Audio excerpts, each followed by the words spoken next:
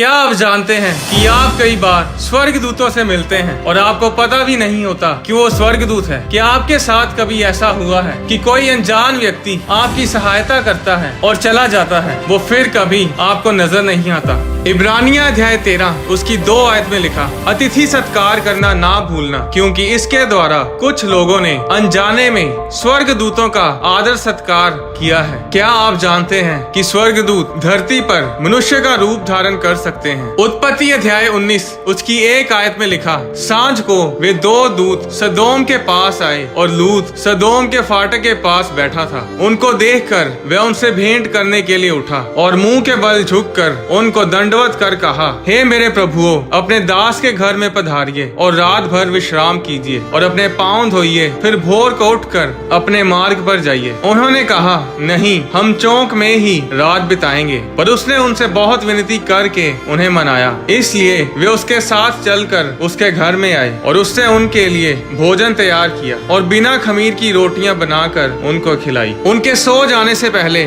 सदोम नगर के पुरुषों ने जवानों से लेकर बूढ़ों तक वरन चारों ओर के सब लोगों ने आकर उस घर को घेर लिया और लूत को पुकार कर कहने लगे, जो पुरुष आज रात को तेरे पास आए हैं वे कहाँ हैं? उनको हमारे पास बाहर ले आ कि हम उनसे भोग करें। तब लूत उनके पास द्वार के बाहर गया और किवाड़ को अपने पीछे बंद करके कहा, हे मेरे भाइयों, ऐसी बुराई ना करो। सुनो, मेरी 2 बेटियां हैं जिन्होंने अब तक पुरुष का मुंह नहीं देखा। इच्छा हो तो मैं उन्हें तुम्हारे पास बाहर ले आऊं और तुमको जैसा अच्छा लगे वैसा व्यवहार उनसे करो, पर इन पुरुषों से कुछ ना करो, क्योंकि ये मेरी छत तले आए हैं। उन्होंने कहा, हट जा। फिर वे कहने लगे, तू एक परदेशी होकर यहाँ रहने के लिए आया, पर अब न्यायी भी बन बैठा है, इसलिए अब हम उनसे भी अधिक तेरे साथ बुराई करेंगे। और वे उस पुरुष लूत को बहुत दबाने लगे और किवाड़ तोड़ने के लिए निकट आए। तब उन अतिथियों ने हाथ बढ़ाकर लूत को अपने पास घर में खींच लिया और किवाड़ को बंद कर दिया।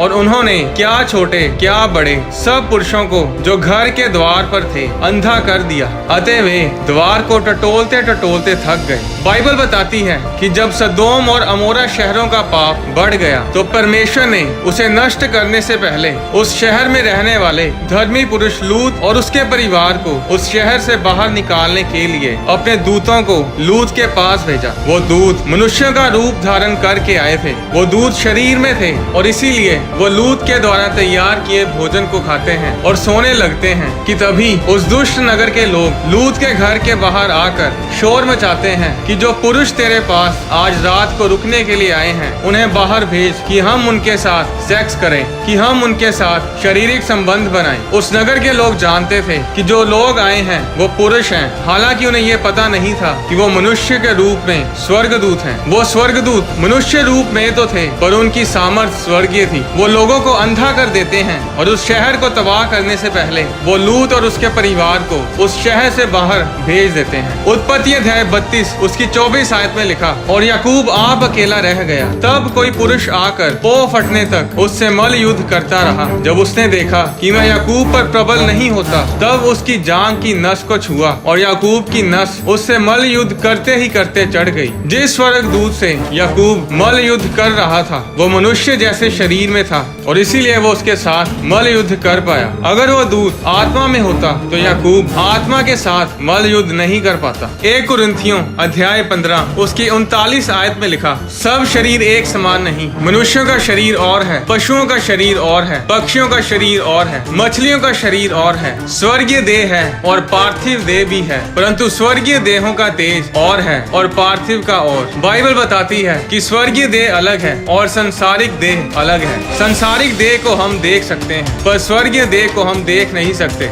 जब तक परमेश्वर उन्हें देखने के लिए हमारी आंखों को नहीं खोलता। 2 राजा अध्याय 6 में हम देखते हैं कि अराम का राजा एलीशा भविष्यद्वक्ता को पकड़ने के लिए अपनी सेना को भेजता है। 2 राजा अध्याय 6 उसकी 13 आयत में लिखा, राजा ने कहा, जाकर देखो कि एलीशा कहाँ है, तब मैं भेजकर उसे पकड़वा मंगाऊंगा। उसको ये समाचार मिला वह दोतान में है। तब उसने वहाँ घोड़ों और रथों समेत एक भारी दल भेजा और उन्होंने रात को आकर उनको घेर लिया। भोर को परमेश्वर के दास का टहलुआ उठा और निकलकर क्या देखता है कि घोड़ों और रथों समेत एक दल नगर को घेरे हुए पड़ा है। तब उसके सेवक ने उससे कहा, हाय मेरे स्वामी, हम क्या करें? उसने कहा, मत डर, क्योंकि जो हमारी ओर हैं वे उनसे अधिक हैं जो उनकी ओर हैं। तब एलीशा ने यह प्रार्थना की, हे यहोवा, इसकी आंखें खोल दे। तब यहोवा ने सेवक की आंखें खोल दी, और जब वह देख सका तब क्या देखा कि एलीशा के चारों ओर का पहाड़ अग्निमय घोड़ों और रथों से भरा हुआ है। एलीशा का सेवक उन स्वर्गीय दूतों को तभी देख पाया जब परमेश्वर ने उसकी आंखों को खोला।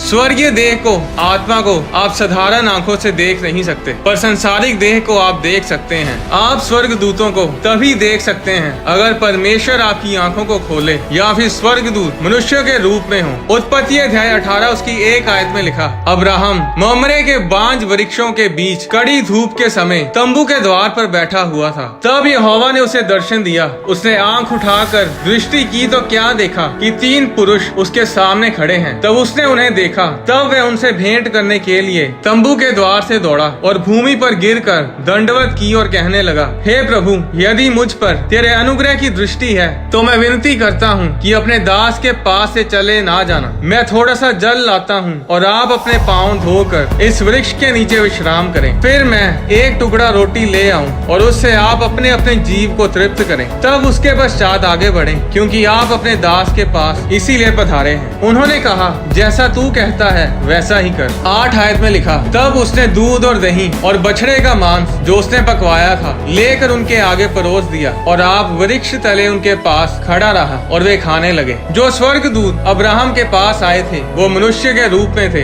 2 आयत में लिखा, अब्राहम ने आंखें उठाकर दृष्टि की तो क्या देखा कि 3 पुरुष उसके सामने खड़े हैं। उन पुरुषों ने वृक्ष के नीचे आराम किया और खाना खाया। आप स्वर्गीय देह को तभी देख सकते हैं अगर परमेश्वर आप पर उनको जाहिर करे, पर संसारिक देह को आप ऐसे ही देख सकते हैं जैसे आप अपने आसपास की चीजों को देखते हैं। गिनती अध्याय 22 में हम पढ़ते हैं कि बलाम राजा बालाक के पास जा रहा था और रास्ते में परमेश्वर का दूत उसका रास्ता रोककर खड़ा हो जाता है। बिलाम की गधी उस स्वर्गदूत को देखती है, पर बिलाम उस स्वर्गदूत को देख नहीं पाता। जब यहोवा ने गधी का मुंह खोला तो वो बिलाम से बात करने लगती है, और तभी यहोवा बिलाम की आंखें खोलता है और वो यहोवा के दूत को हाथ में नंगी तलवार लिए खड़ा देखता है। जो दूत स्वर्गीय देह में हो उन्हें आप तभी देख सकते हैं अगर परमेश्वर उन्हें आप पर जाहिर करे। मरकुस अध्याय 16 उसकी 5 आयत में लिखा, कब्र के भीतर जाकर उन्होंने एक जवान को श्वेत वस्त्र पहने हुए दाहिनी ओर बैठे देखा और बहुत चकित हुई। उसने उनसे कहा, चकित मत हो,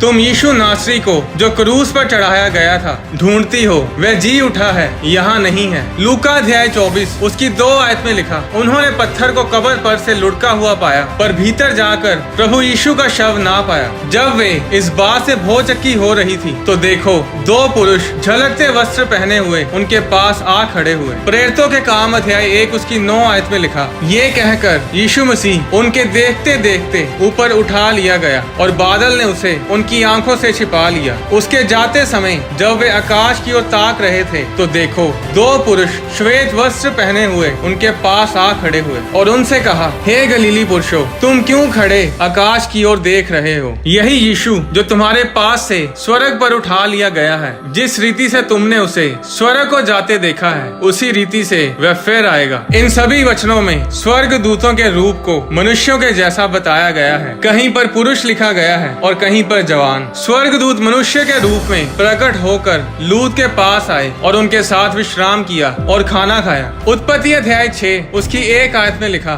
फिर जब मनुष्य भूमि के ऊपर बहुत बढ़ने लगे और उनके बेटियां उत्पन्न हुई, तब परमेश्वर के पुत्रों ने मनुष्य की पुत्रियों को देखा कि वे सुंदर हैं और उन्होंने जिस जिसको चाहा उनसे विवाह कर लिया। तब यहोवा ने कहा, मेरा आत्मा मनुष्य से सदा लो विवाद करता ना रहेगा, क्योंकि मनुष्य भी शरीर ही है। उसकी आयु 120 वर्ष की होगी। उन दिनों में पृथ्वी पर दानव रहते थे। और इसके पश्चात जब परमेश्वर के पुत्र मनुष्य की पुत्रियों के पास गए, तब उनके द्वारा जो पुत्र उत्पन्न हुए वे शूरवीर होते थे, जिनकी कीर्ति प्राचीन काल से प्रचलित है। बाइबल बताती है कि नूह के समय जो जल प्रलय आई थी उससे पहले भी धरती पर दानव रहते रहते थे और जल प्रलय के बाद भी धरती पर दानव थे। वो दानव तब पैदा हुए जब परमेश्वर के पुत्र मनुष्य की पुत्रियों के पास गए। मनुष्य दानव पैदा नहीं कर सकते। जो दानव पैदा हुए थे वो उन स्वर्ग दूतों के बच्चे थे जिन्होंने मनुष्य की पुत्रियों के साथ विवाह किया था। गोलियत उन दानवों में से एक था जिसे दाऊद ने मारा था। दानवों के बारे में एक अलग वीडियो में मैं आपको विस्तार से बताऊंगा। इब्रानियों अध्याय 13 उसकी 2 आयत में लिखा, अतिथि सत्कार करना ना भूलना, क्योंकि इसके द्वारा कुछ लोगों ने अनजाने में स्वर्ग दूतों का आदर सत्कार किया है। आप नहीं जानते कि जब कोई आपके पास सहायता के लिए आता है या आपके घर कोई मेहमान आता है, वो स्वर्गदूत है या कोई इंसान। बाइबल बताती है कि लोग कई बार जाने अनजाने में स्वर्ग दूतों का आदर सत्कार कर देते हैं। कोई भी स्वर्गदूत अपनी मर्जी से आपके पास नहीं आता, वो परमेश्वर की मर्जी से आपके पास भेजा जाता है। और जब परमेश्वर स्वर्ग दूतों को आपके पास भेजता है तो वो आपके छुटकारे के लिए, आपकी आशीष के लिए, आपको अगले लेवल पर लेकर जाने के लिए उन स्वर्ग दूतों को आपके पास भेजता है। बाइबल में ऐसा कई बार हुआ कि जब लोगों ने स्वर्ग दूतों को नाराज किया, उसका अपमान किया और उन्हें उसका खामियाजा भुगतना पड़ा। अब्राहम ने उन अतिथियों का, उन स्वर्गदूतों का आदर सत्कार किया और परमेश्वर ने उसे बच्चे के साथ आशीषित किया। लूत ने उन अतिथियों का, उन स्वर्गदूतों का आदर सत्कार किया और लूत और उसका परिवार बचाया गया। बाइबल अतिथि सत्कार के बारे में बहुत गहराई से बयान करती है और ये विषय बहुत ही बड़ा है। इसके बारे में मैं एक और वीडियो में आपको बताऊंगा। आज लोगों के पास स्वर्गदूत आते हैं पर वो उन्हें पहचान नहीं पाते और अपना चमत्कार गवा बैठते हैं। अगर आपका संबंध परमेश्वर के साथ अच्छा नहीं है, अगर आप परमेश्वर के वचन पर अपना जीवन व्यतीत नहीं करते, तो आप स्वर्गदूतों को कभी देख नहीं पाएंगे। स्वर्गदूत उन लोगों के जीवन में काम करते हैं जो परमेश्वर के कामों को करते हैं, जिन्होंने अपने जीवन को परमेश्वर की सेवा के लिए अर्पण किया है, जो इसीलिए जीते हैं ताकि परमेश्वर का सुसमाचार फैलाया जाए, परमेश्वर का नाम महिमा पाए। आने वाली वीडियोस में मैं आपको बताऊंगा कि धरती पर दानव कैसे आए। क्या आप जानते हैं जब किसी के अंदर दुष्ट आत्मा जाहिर होती है तो वो जल्दी अपना नाम नहीं बताती। ऐसा क्या है नाम में कि परमेश्वर ने नाम को इतना बड़ा महत्व दिया है। यीशु मसीह का नाम धरती पर यीशु मसीह ही क्यों है। आने वाली वीडियोस में मैं परमेश्वर के गहरे भेदों को आपके साथ शेयर करूंगा। कोई भी वीडियो मिस ना करें। परमेश्वर आपको आशीष दे।